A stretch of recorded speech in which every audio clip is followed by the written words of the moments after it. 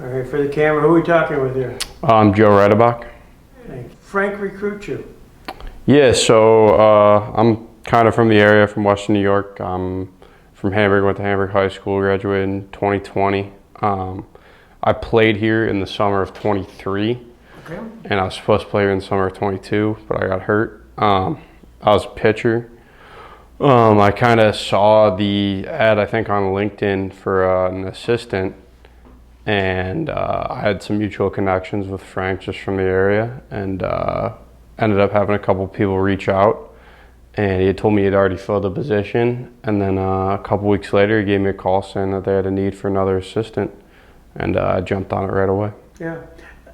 So what do you think of this operation here? I mean, you talk about JCC, facilities, the leagues, kind of an overall impression. Yeah, I mean, it's super nice. I mean, I'd say in terms of setups, like, no one's got it better than we do right here, right? Like, you got the dorms right next to the field. You're right here all the time. You have access to the field, to the dorms, to the JCC rec center. I mean, compared to everything else in the league, like, the league in general, like, you know, everyone's got big stadiums with big crowds and stuff like that. But, like, I would say our setup here is pretty good and better than most that I've seen. And be perhaps a little more specific. So for Frank's purposes, when he's recruiting players, yeah, what are the things that he should be touting? Yeah, I mean, obviously it's all kind of based off what you want to do with your team, but kind of looking for tools in players, and you're talking to college coaches, you know, pitchers, you're looking for, you know, strikes and a quality breaking ball. You know, hitters, you're looking for that raw power, that speed, that ability to read the baseball, things like that. But obviously he recruited a really well-rounded team this year with the way we performed. But yeah, just kind of all specific things. Like, you're looking for specific things at different positions. You know, shortstop, you're looking for a good defender. You're looking for a couple righty relievers, couple lefty relievers, couple starters, things of that nature. As the season wears on, did you have the ability to adapt, and perhaps as players, some had to go home? Was that something that you guys talked about and did? Yeah, definitely. I mean, we had a couple situations. Of course, we had some injuries. We had some players go home early.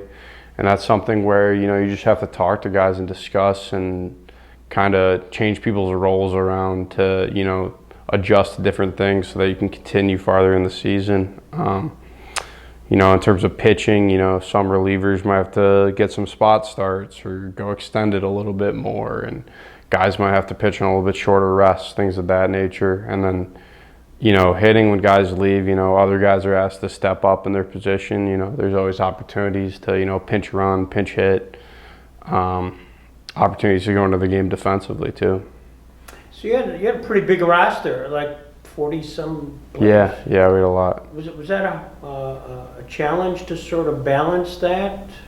Yeah, I mean, it's definitely a challenge. You know, it's you know, summer baseball, everyone wants to come and play, but I think we had such a good group of guys who wanted to win, you know, like, you know, not that we didn't, you know, get guys in at all times. We were trying to get guys the most of their opportunities, but I wouldn't say it was a challenge. It's more so it was just, you know, fun and interesting to, you know, kind of manage that whole operation, getting guys their time, because every guy in this team, you know, was here because we knew they could perform.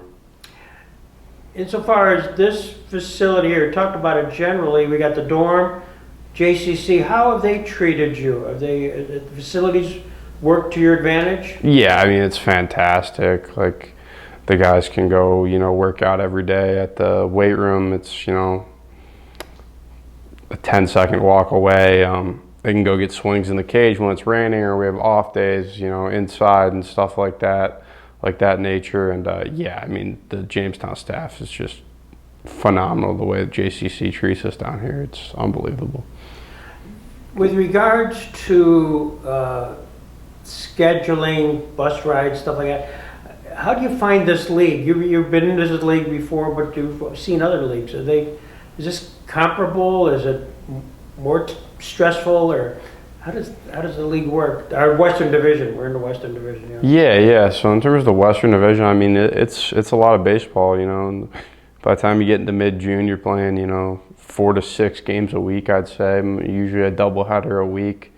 I would say the bus schedule's not too bad. It's a lot of late nights, not a lot of early mornings. So you kind of make it so you're home, depending on if you're home or away at 1 or 2 o'clock in the morning every night, or if you're home like 11. So you have to take advantage of those nights and get your rest in and your recovery, so you can wake up and play the next day. But in terms of travel and buses and stuff, farthest we go is about 4 hours to Auburn out near Syracuse. But all the travel, even especially with going international this year, having a team up in Canada, everything goes pretty smoothly. Yeah. I noticed I had one player came in mid-season, Ben Slinker. Yeah. What's the backstory of that? Did Ben, how did he become available in mid-season? Yeah, so Ben is a guy that we had a guy with a mutual connection with, and it kind of just worked out, and we reached out, and he said he wanted to play and get some reps in the middle of the summer, and he didn't have anywhere he was playing, and he really liked the opportunity to play in Jamestown, and we reached out and he came. So yeah, he's on his way to Louisville. He is. Yes. Did you find the players who came here, were they motivated? Not only to play, but there's a reason to be here. Is it to kind of get eyes on you to perhaps get into the portal, to get into going from junior college to Division II, Division I? Is there that motivation of upward mobility? For sure. We had a bunch of guys that were in the portal when they got here, and there's 2 ways to look at it. If you're a guy in the portal, you're getting looks. There's coaches coming to games and stuff, and then for the other guys, there's development. Maybe you didn't get as many reps at your school. Maybe you didn't get as much work as you like to. Maybe you didn't have as good a season as you like to. But you can come here and kind of get high level college reps, and that's a big deal. And in terms of the portal, we had a couple guys in the portal, and they all found homes at this point. So today, just to hear you on a great season, made it to the Western Division Finals. Today, did you have an exit meeting? Did Frank pull everybody together before they departed, or was there a meeting before that? We talked last night after that game a little bit, just about how good of a group we have, and kind of some logistical things. But yeah, everyone came in today and kind of handed in some stuff, and we cleaned up the locker room, and we kind of just said goodbye and said some final words to them before a lot of these guys. We have guys come from Texas, a couple guy from Colorado, from Florida, so they had flights to catch and cars to drive. So what was the overall impression you got of the players here in Jamestown, whether it was kind of the inside baseball, but also there's a community here? Did you get a sense that they were able to interact with the community? Yeah, I think community is a huge part of the baseball scene. Having played here, a couple of years ago, I know how important this team is to the community and the history behind it, and all the major league teams it's been affiliated with, and all the great players who have played here. So, I think it was super important. The connection. We had a ton of community events. We have a ton of Little League teams that we come out and play catch with before the games and things like that. And I think that really, drives why, this team and this organization, thrived in this league this year. Do you get a sense from the other teams? Do they talk about our facilities, and do you have that conversation with other teams and their players or managers or anything like that? Yeah, I haven't talked to any other teams' players, but in terms of some of the management, some of the coaching on other staffs, the one thing we do super well and is our post-game meals. They all know that George does a great job, and their food is going to be super good, and they're going to be stocked up, and I think that's a part they love about coming to Jamestown. George, this is going to blow you up with a glory gun, man. next year, is there a sense from the players that some of them might be interested in coming back? Is that a conversation? Yeah, I mean, it's something that, management and the organization would have to discuss, but, there's definitely always possibilities of that happening, yeah.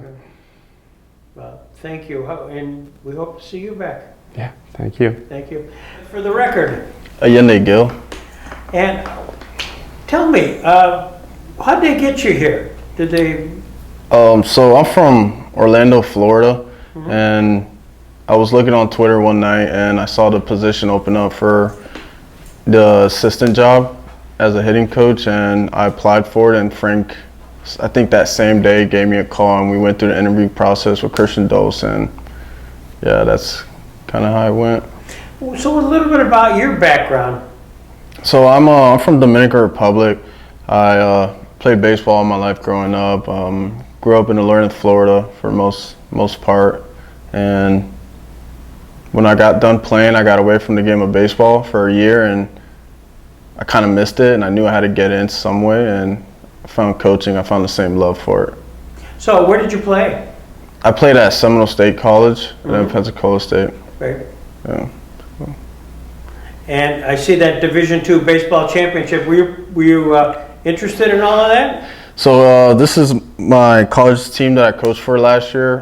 It's a JUCO Division II in Florida. We made it all the way to the championship game. Lost it by 1 run, but it was a really good run for us. Like the Tarp Skunks here. Oh yeah. Quite a run here as well. So what's your sense of, this is your first year in Jamestown, what's your sense of the baseball operation? It's ran really well. I think our GM, Christian Dose, does a really good job. The guys that own JCC, that own this dorm and the facilities, do a really good job. Our maintenance guys, our field crew, they do an awesome job to get us going to play. Frank does a really good job recruiting and managing the team and including us in every conversation. So all around, the communication was definitely a standout. So as far as the coaches, there was the 2 of you, and was there one other as well? Yes, sir. Mike Bowles and one other assistant pitching coach. Okay. Was that Pat DeMarco? Pat DeMarco, yeah. He's a legend, yeah. He's a character. Yeah. Yes, he is. He's a character. So how did it work normally? So did you guys get together, the 4 or 5 of you, after the game, before the game? How do you communicate? So we communicated in the off season when we were all coaching our schools, or some guys were still playing on the staff, and we got on Zoom calls with Christian, and we just talking logistics, talking game plan, talking about our guys, how we want to use them, who are we bringing in, all that stuff. And then before games, we're at the field probably 10 or 11 in the morning, and after games we stay there till probably 11 or 12 at night, and we talk game plan. It's always about the next game. We go over the game that happened and what's the best way we could put our team to win the next following game. Were there some surprises this year? Things you didn't you anticipate going into the season, I'm sure, just things, and all of a sudden, is there a surprise or two, whether on the field or off the field? I think the surprise was the leadership of this group that showed throughout the year, and certain guys stepping up. Jacob Haynes kind of got in. We had probably 4 or 5 high schoolers this season. Jacob Haynes, Brady Marshalls, Brady McGuire, Nolan Smith, Justin Brebner. Slanker came in, Ben Slanker. He came in and helped the group out, and I think those guys being able to help the younger guys get into the field of college definitely made our team pretty tight-knit. So I think that's the most surprising thing, and as a staff, for us to be able to sit back and let them do that is really special. So within the group, was there a few guys that just rose to the top as far as leaders? You talk about clubhouse people, love leaders. Did you have a few of those? Yeah, I think we had a good collective group. I like to say Brady Marshall led the way, Nick Iannello led the way. He's an older guy, and he is always at the top step. Those guys are always at the top step, ready to pick you up no matter if you did really good or really bad. They were there to help. You had 4, I think, guys directly from high school who of course, had become signed up for college pretty young. Yeah. And I don't remember that many in the past, but was that a difficult acclimation for them?